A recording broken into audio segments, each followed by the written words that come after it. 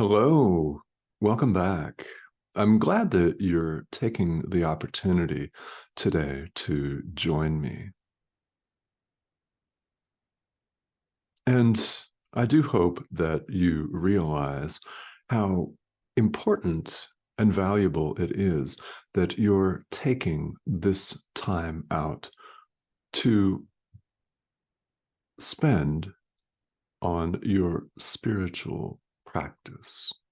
Your dedication and commitment to practice is the number one, highest, and best offering you can make anyone, anywhere.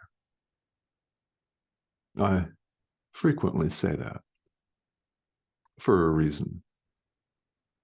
Because really, out of anything else that you could be doing, here you are. So let's get to it then, shall we? The title of today's discussion is Look Directly.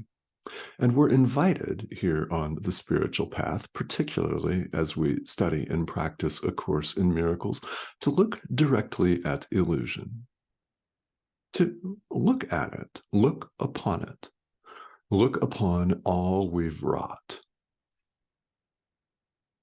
You could rightly see it that way. At all of our drama, all of our BS, maybe, all of the scenarios and things that we've dreamed up and concocted literally out of nothing that we have made real to ourselves and therefore appear to constitute our lives. By looking at that, not looking at it is how it's protected and kept in our mind. So how do we dispel illusion? Well, we start by looking at it. This is how they're undone, by becoming aware of it and noticing it. There are many reasons, and on this series of videos, we've taken a look at several of them. There are many reasons why present moment awareness is so important. Therefore, it explains very easily and very clearly the importance of meditation and mindfulness practice in world spirituality, not just in this course, but in many traditions, because present moment awareness is what really matters here. Without being aware of our illusions, they're still there in our mind and we don't recognize them. So by looking at them, we recognize them. We become aware of them. And we're given here in the text of A Course in Miracles some words of comfort here, where Jesus assures us that these illusions are not dangerous and that we don't need to fear them. But in order to undo them, because we've made them real to ourselves, we must look at them and undo them.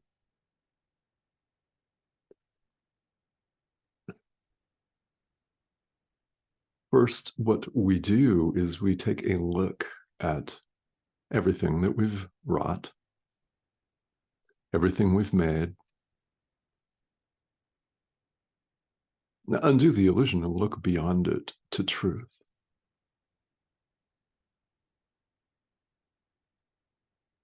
And if this sounds or appears in practice to be scary, that's in fact quite normal. We do this practice under the guidance of our inner teacher, under the guidance of Jesus, the Holy Spirit, whatever you call your spiritual guide or guides, it's your inner teacher, under whose guidance we do all of this practice. Under the guidance of our inner teacher, we forgive truly, which is how it works.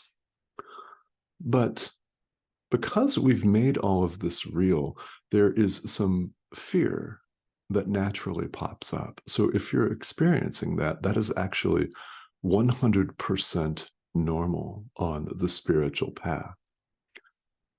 What we choose not to acknowledge most of the time, and that we're now going to look at directly, is the fact that we're profoundly asleep. We take all of this to be real. We take this to be real, our life, our reality. We take all of the situations in which we happen to find ourselves as reality, our job, our career, our bank accounts, our financial or relationship status, our social status and prestige, our social media following, all of that, our height, our weight, our state of physical health. All of that we take to be our reality. Yet, here, this course comes saying it's not our reality. And it doesn't take A Course in Miracles to tell us that either, does it? Because you've heard the call of our inner teacher to awaken.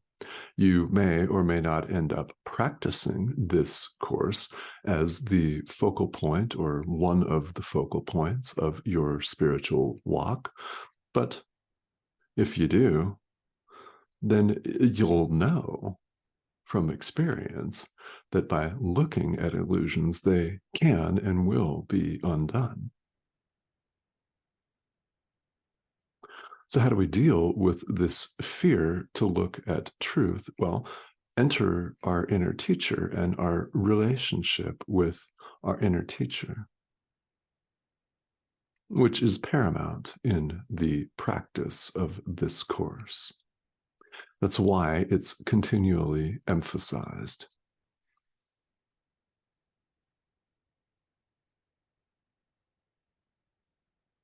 So what we're doing here, and will be doing in the next probably couple of weeks, in fact, the next several videos, is we'll be looking at a section of the text that's all about undoing illusion. It's entitled The Dynamics of the Ego.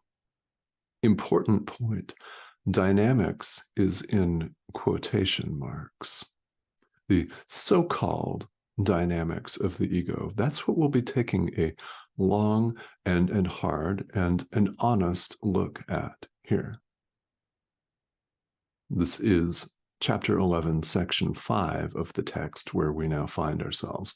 So you'll notice as you peruse this material, there are many paragraphs, which at the rate that we proceed through this material mean many discussions. And it warrants it. It definitely does warrant many discussions.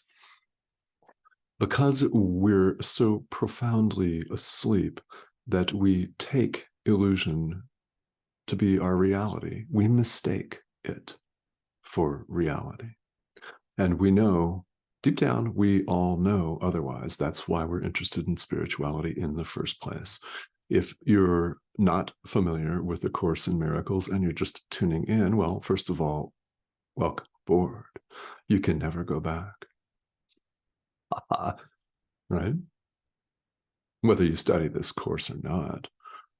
We don't want to go back to the way things were before we started out on the path, interested in spiritual practice.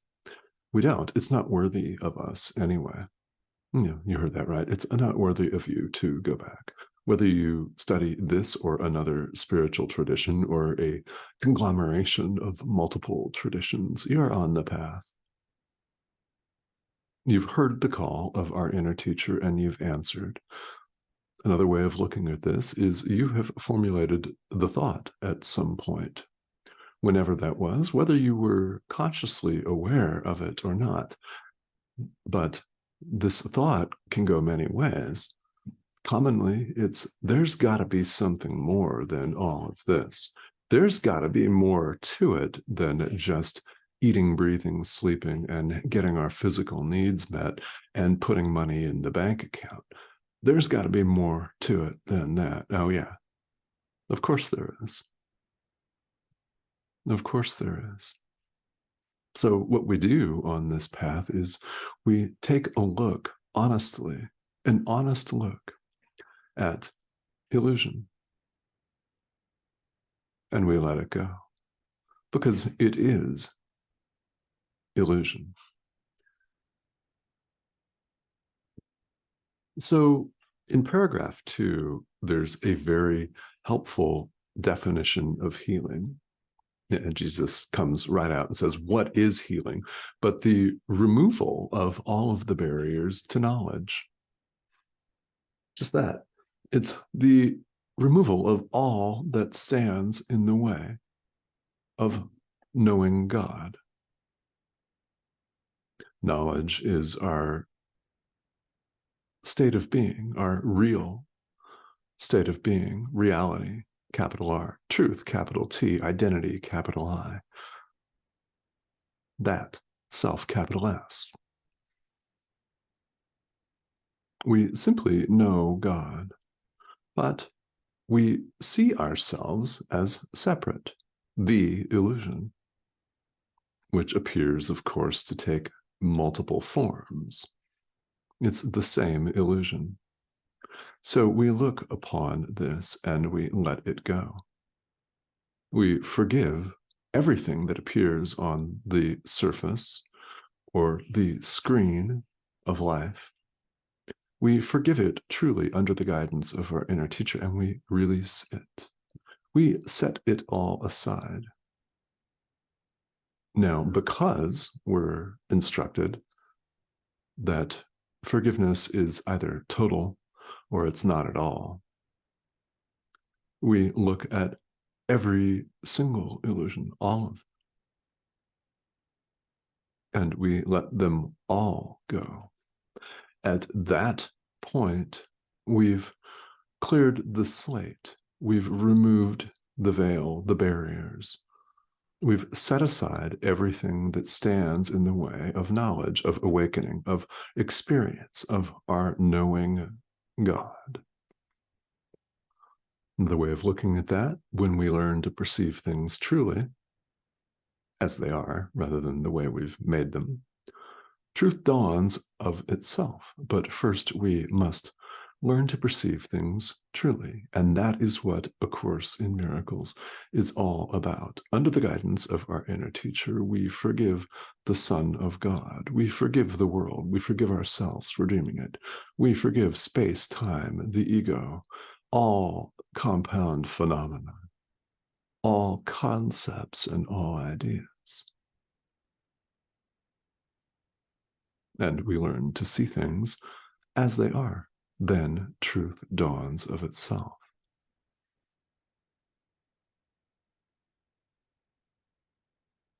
Now, if you're thinking, well, this may take a long, long time. Well, it may appear to take a long, long time. The miracle of true forgiveness shortens time. It does. Time's an illusion. It does not exist in truth.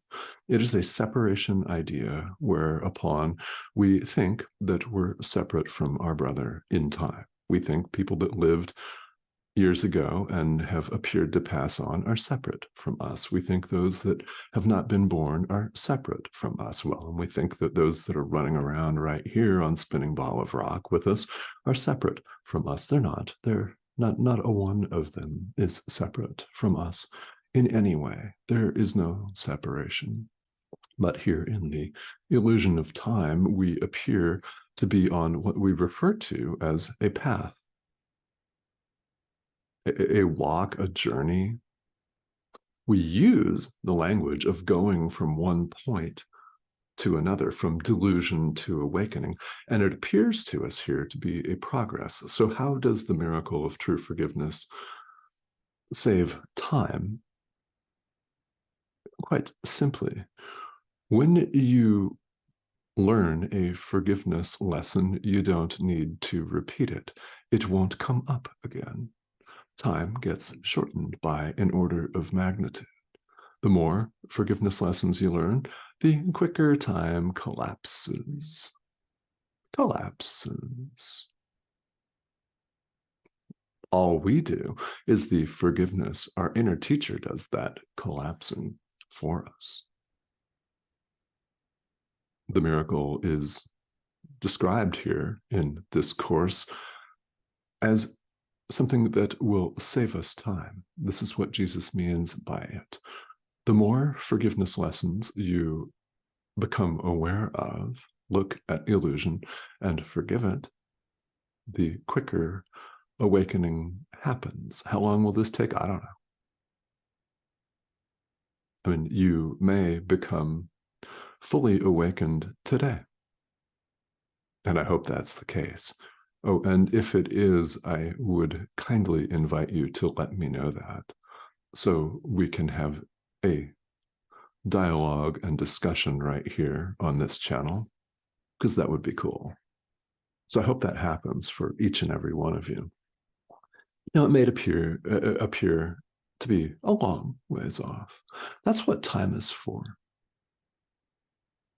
The purpose of time, the only purpose of time, is the purpose that the Holy Spirit sees in it for our awakening. So this is another way of saying the same thing we were saying earlier. In order to learn to perceive truly, we've got to look at all of the illusions. Our forgiveness must be total, or it's not at all. Because it is all or nothing. Either you're awake and perfectly at home in God, or you're not. So, while we appear to be here, let's forgive, forgive, forgive.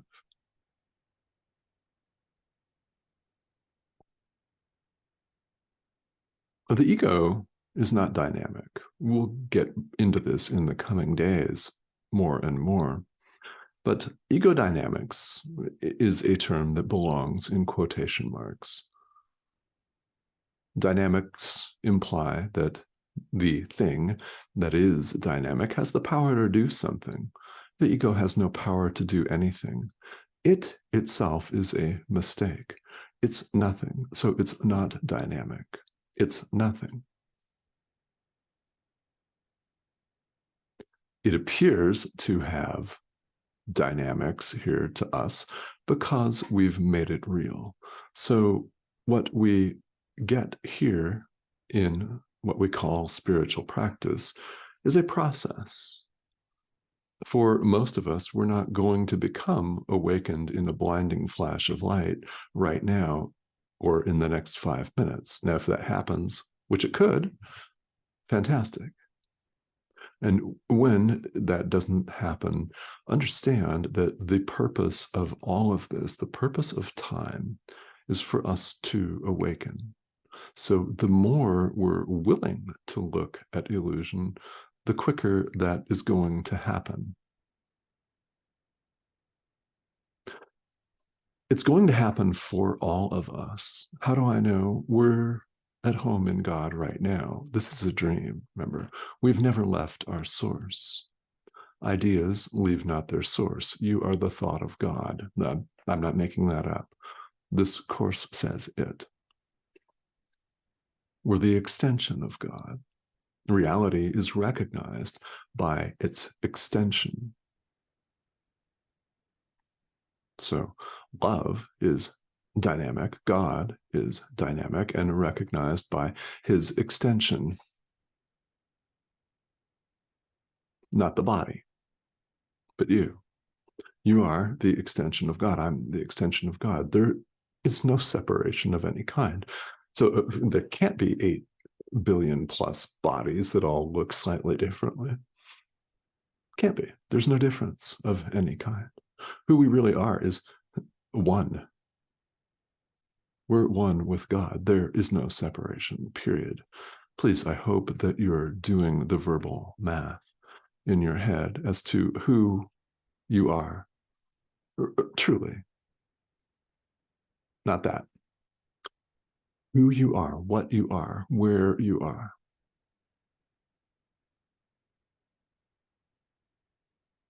So here, well, that seems fanciful or highly imaginary or woo-woo or weird or BS or completely far out and far off and esoteric and whatever other adjectives people want to heap upon you and me and everybody who's practicing this thing called spirituality. And they heap those adjectives on it because they're not ready for it yet. No problem. Forgive them. Well, this appears to be the case. You are ready for this, or you would not be here. There are no accidents. There are no accidents and absolutely no coincidences in God's plan for salvation, in the Holy Spirit's showing you the way. No accidents. You're here for a reason. I've said something that resonates with you. If I haven't yet, I'm about to. There's a reason we watch this amidst all of the other content that's out there, really. There is the reason why this seems to randomly pop up in your YouTube feed. Randomly? Not even. There's nothing random about it. So here you are, and what I invite you to do is to keep tuning in, not just to this series of videos, which of course I'd love you to do. I mean, not gonna lie, but more importantly than that, tune into the guidance of your inner teacher. There are many ways that our inner teacher speaks to us. Often it is an idea. Often it is a spark, an awareness, an intuitive hit, a deep inner knowing, something like that. You could see something that appears in the world outside, and it will remind you of who you really are. Something like that. Something that reminds you to forgive. Could be something that I say or someone else says, or a song that you hear. It could be a billboard that you see, or a passing cloud, or a tree, or a flower could remind you of your own magnificence as Christ. Just saying. There are many ways your inner teacher speaks to you. The more you recognize it, the better. Again, enter the importance, the critical importance of our present moment awareness. Very important. So along the way, it is completely inevitable, 100% inevitable that questions will arise. If you would like to address your questions here, you are more than welcome to do that. We've had a number of excellent discussions here on the comment thread here on YouTube. So if you have comments or questions, please, by all means, feel welcome to leave them here. And if you haven't joined us, we'd love to have you subscribe. The subscription arrow is here in the corner of your screen. So when you click or hover over that, you'll get the prompt to join us. Please do so. We'd love to have you. And I will see you all again here on the next video. Thank you for joining me.